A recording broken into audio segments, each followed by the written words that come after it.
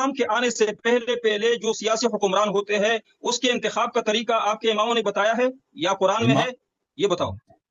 امام امام کے آنے سے دیکھیں میرے محترم ناظرین، بات یہ ہے کہ کیا اسلام ایک کامل دین ہے یا ناقص دین ہے؟ اگر کامل ہے تو اس میں ہر چیز کا طریقہ کار ہونا چاہیے نا، اس میں یہ حکومت بھی آ جاتی ہے۔ اگر کامل دین ہے کہ اللہ نے دین کو کامل بنا کر بھیجا ہے تو اس میں ہر چیز کا بتایا گیا، بھائی آپ کا حکمران کون ہوگا، کیسے حکومت کرے گا، کس طریقے سے حکومت کرے گا، یہ ہونا چاہیے شریعت میں۔ اگر کہنے کہ ناقص ہے تو پھر نہیں ہے بھائی، ٹھیک ہے نا۔ اگر کسی ہمارے ہاں دین کامل ہے، ٹھیک ہے نا، دین کامل ہے، اور ہمارے ہاں اس طرح نہیں ہے کہ جو سیاسی حکمران ہے وہ شرعی حکمران کے ساتھ مختلف ہوتے ہیں۔ جو رسول صلی اللہ علیہ وسلم کے بعد جو مذہبی پیشوا ہے وہی سیاسی بھی پیشوا ہوگا، عسکری بھی پیشوا ہوگا، وہ معاشرے کا ہر لحاظ سے پیشوا ہوگا، خلیفۃ الرسول صلی اللہ علیہ وسلم وہ امام معصوم علیہ السلام ہوگا۔ ان کے علاوہ جو لوگ حکومت کریں گے وہ شرعی نہیں ہے، وہ سیاست کے تھرو بنتے ہیں، وہ ووٹ لینے سے کبھی بنیں گے، کبھی وہ تلوار کے زور سے بنیں گے، کبھی کوئی وصیت کرے گا میرا بیٹا میرا بعد خلیفہ بنے، اس طرح بنیں گے، یہ شرعی نہیں ہے، تو ان کی خلافت ہی غیر شرعی ہے، ٹھیک ہے نا۔ ہاں ان کو چاہیے جتنا ہو سکتا ہے بھائی انصاف کریں، عدل کریں، ٹھیک ہے نا، اللہ کی دین کے مخالفت نہ کریں، یہ سب کے لیے واجب ہے بھائی، یہ سب کے لیے واجب، لیکن ان کی خلافت حکومت شرعی نہیں ہے۔ جی سر۔ جی مودریٹر صاحب، میں دوبارہ اس کو ٹائم دے رہا ہوں، میرا سوال سمجھ نہیں سکا۔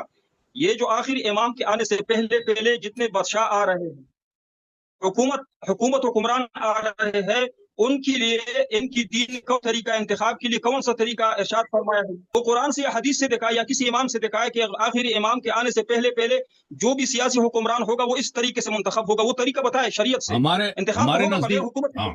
ہمارے ہاں یہ ہے کل رائت ترفع قبل قیام الحجہ علیہ السلام فصاحب طاغوت، جتنے لوگ آئیں گے امام مہدی علیہ السلام کے آنے سے پہلے یہ سب کے سب طاغوت ہیں، یہ سب کے سب ظالم، جتنے لوگ آئیں گے طاغوت ہوں گے، یعنی پھر نہیں آنا چاہیے، حکومت نہیں کرنا چاہیے ان کے آنے سے پہلے، افراتفری ہونی چاہیے۔ نہیں یہ بات بھی آپ کی غلط ہے، لیکن جتنے لوگ آئیں گے امام مہدی علیہ السلام اس وقت آئیں گے جب لوگ اتنے انصار ان کے پیدا ہوں گے جو ان کو سپورٹ کر سکیں گے، جو وہ پوری دنیا پہ حکومت کر سکیں، ٹھیک ہے نا۔ ان کے آنے سے پہلے شیعوں کو حکم ہے کہ حق ہمیشہ، دیکھیں یہ رسول صلی اللہ علیہ وسلم کا فرمان ہے، یہ متفق علیہ حدیث ہے اور بہت ہی کثرت کے ساتھ روایت کی گئی ہے۔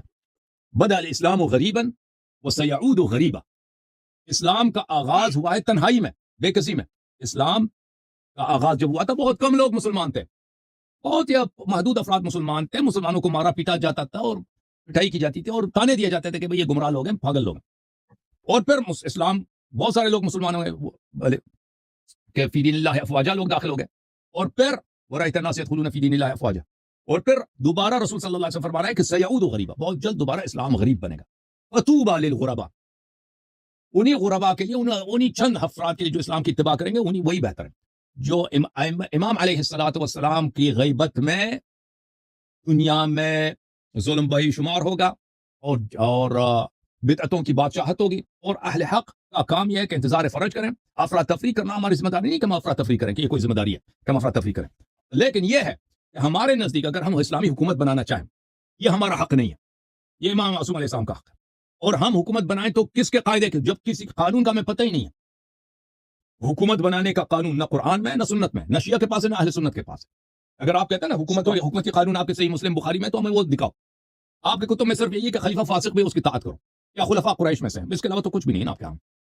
تو یہ طریقہ کا، تو امام علیہ السلام کے آنے سے جتنے لوگ آئیں گے طاغوت ہوں گے۔ اس کا مطلب یہ نہیں کہ ہمارا کام ہے افراتفری کریں گے، ہمارا کام ہے کہ انتظار فرج کریں، دین کی خدمت کریں، لوگوں سے بہتری کریں۔ اگر کوئی حاکم آتا ہے وہ ہماری خدمت کرتا ہے، ہم پہ ظلم کم کرتا ہے، تو وہ بہتر اس حاکم سے جو ہم پہ زیادہ ظلم کرتا ہے، زیادہ مارتا ہے، لیکن سب کے سب ظالم ہوں گے، حکومتیں سب ظالم ہوں گے۔ یہ آپ کا کیا ہے؟ آپ ہمیں کچھ دکھائیں نا، آپ کو ہمیں کچھ دیکھیں۔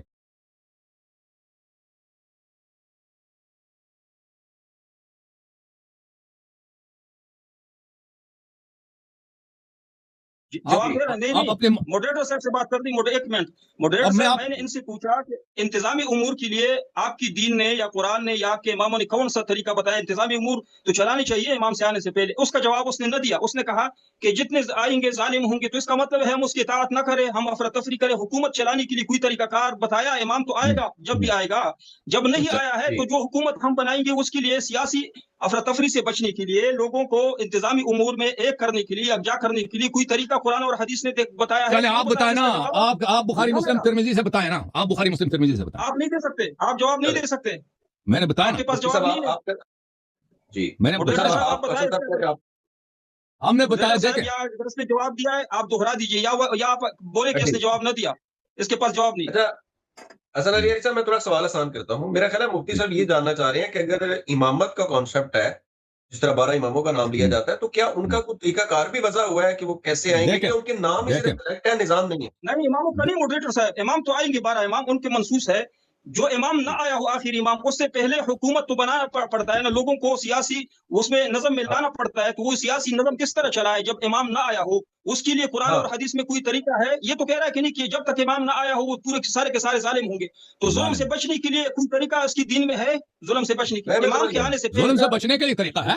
دیکھیں جتنی حکومتیں ہوں گی یہ سب کے سب ظالم، دیکھیں جتنی حکومتیں ہوں گی. مڈریٹر صاحب کا سن لے، مڈریٹر صاحب کی سن لے. ماڈریٹر صاحب بتائیں. مجھے ان کا نقطہ سمجھ آ گیا ہے مفتی صاحب کا. وہ یہ جاننا چاہ رہے ہیں کہ جو بیچ کا جو گیپ ہے، مطلب وہ 20 سال تھے، صدی گزری یا 2 صدیاں گزری، اس کے دوران کیا سسٹم کو جسٹیفائی نہیں کیا جائے گا کہ وہ حلال ہے تو کیوں حلال ہے، حرام ہے ناجائز ہے تو کیوں نہیں جائز ہے، جائز کیا ہے اور ناجائز کیا ہے؟ جی دیکھیں چاہے شیعہ کتب لے لیں چاہے سنی کتب لے لیں نا، اس میں حکومت کا کوئی کام بنانے کا کوئی کانسیپٹ نہیں ہے. یعنی آپ شیعہ کتب لے لیں، یہ جو مسلمان ادعا کرتے ہیں نا کہ ہمارے پاس دین کامل ہے، لیکن اگر آپ قرآن مجید لے لیں، شیعہ کتب لے لیں، سنی کتب لے لیں، اس میں آپ حکومت کیسے بنائیں، ٹھیک ہے نا، اس میں کتنے وزارت خانے ہوں گے، اس کے قوانین کیا، یہ کسی کے پاس نہیں ہے. ان کے ہاں ان کے علماء نے اپنے سے کچھ قوانین بنا دیے ہیں، ٹھیک ہے نا. بہت سارے ان کے علماء کہتے ہیں ہمارے، ان کے اپنے اکابر بہت کہتے ہیں کہ ہمارے اور مغرب میں کوئی فرق ہی نہیں ہے. مغرب کے لوگ اپنے قوانین بناتے ہیں، اپنی عقل سے بناتے ہیں، ہم بھی اپنے عقل سے بناتے ہیں، بس ہم اس کا نام اجتہاد ہم نے رکھا ہوا ہے، اور کوئی فرق نہیں ہے کہ یہ بھئی اپنے سے قانون بنا دیا، اپنے جیب سے مثلا کوئی مفتی بیٹھ کے قوانین بنا دے کہ بھئی یہ حکومت کو اس طرح ہونا چاہیے.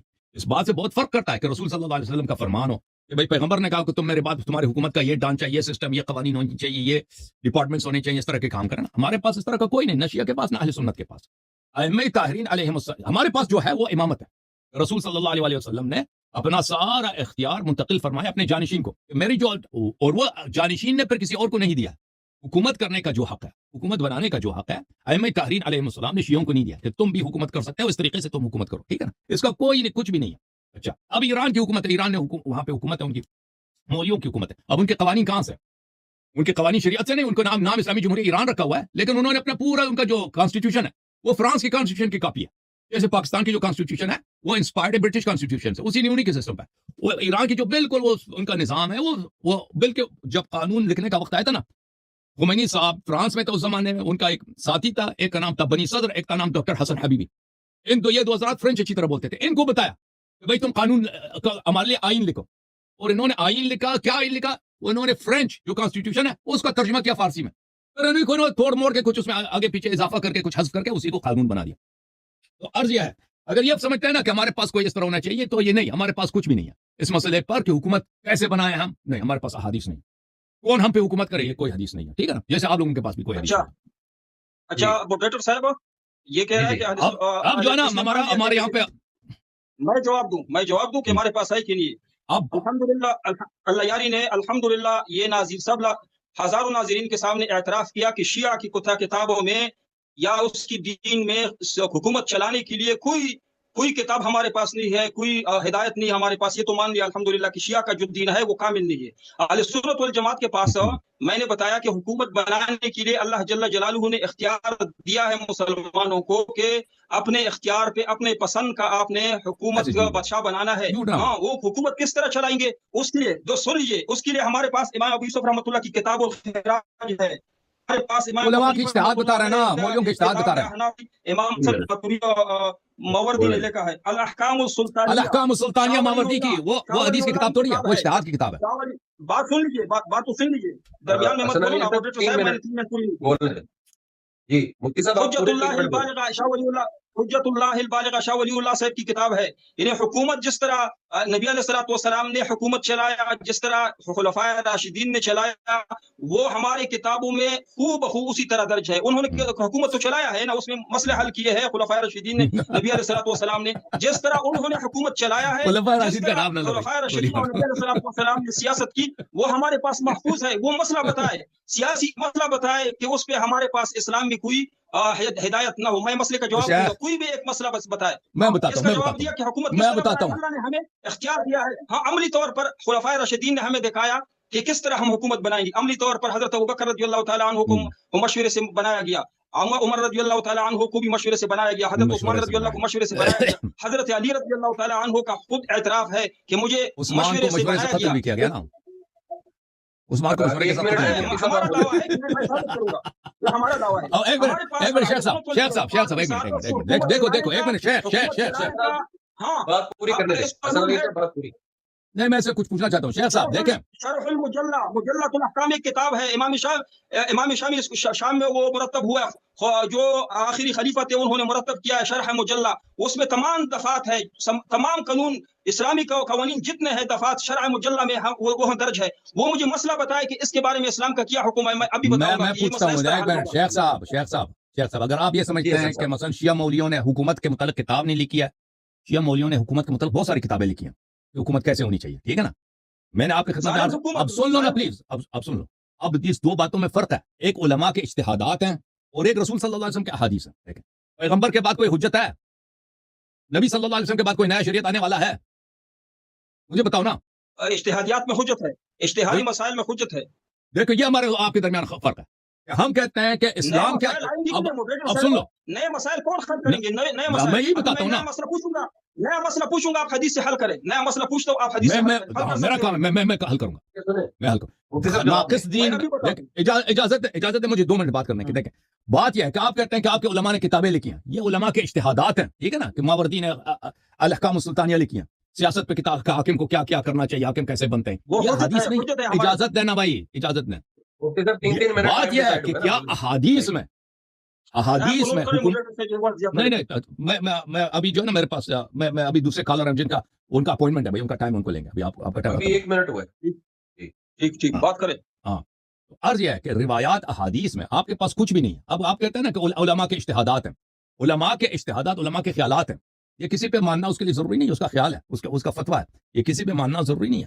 اسلام وہی ہے جو اللہ اور رسول صلی اللہ علیہ وسلم نے لایا ہے. ہمارے نزدیک اللہ اور رسول اور اہل بیت علیہ السلام نے جو لایا وہ اسلام ہے, وہ اللہ کا کلام ہے, وہ حجت ہے. باقی حجت نہیں, علماء کے کلام حجت نہیں ہوتے. علماء اپنے سے بناتے ہیں کہ بھئی حکومت کو یہ کرنی چاہیے, یہ کرنی, مسئلہ یہ ہے تو یہ کرو.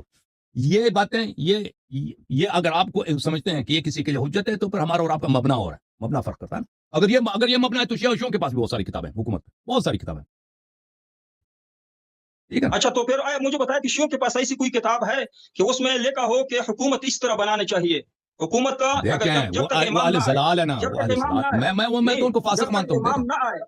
بات سن لے, جب تک امام آئے تو حکومت چلائیں گے, لیکن امام نہ آیا ہو, کوئی بادشاہ آئے تو وہ بادشاہ کس طرح حکومت چلائے, بادشاہ کس طرح بنے, وہ کتاب بتاؤ. شیعہ ایک بہت بڑی قوم ہے, ٹھیک ہے. شیعہ میں ہر طرح کے مؤلف موجود ہیں, ہر طرح کے مفکر موجود ہیں, ہر طرح کے مختلف قسم کے جوانب میں بولنے والے موجود ہیں. لیکن یہ تشیع نہیں ہے. تشیع وہی ہے جو اللہ, رسول اور اہل بیت علیہ السلام نے بتایا. سمجھ میں آئی نا بات آپ کو؟ شیعہ میں بادشاہ نہیں ہونا چاہیے, حکومت نہیں ہونا چاہیے امام سے پہلے. ان کی بادشاہت اللہ کی جانب سے نہیں ہے. اگر کوئی بادشاہ بنتا ہے نا, یہ اس کی بادشاہت, دیکھیں بادشاہت وہی ہے, امام نہیں ہے.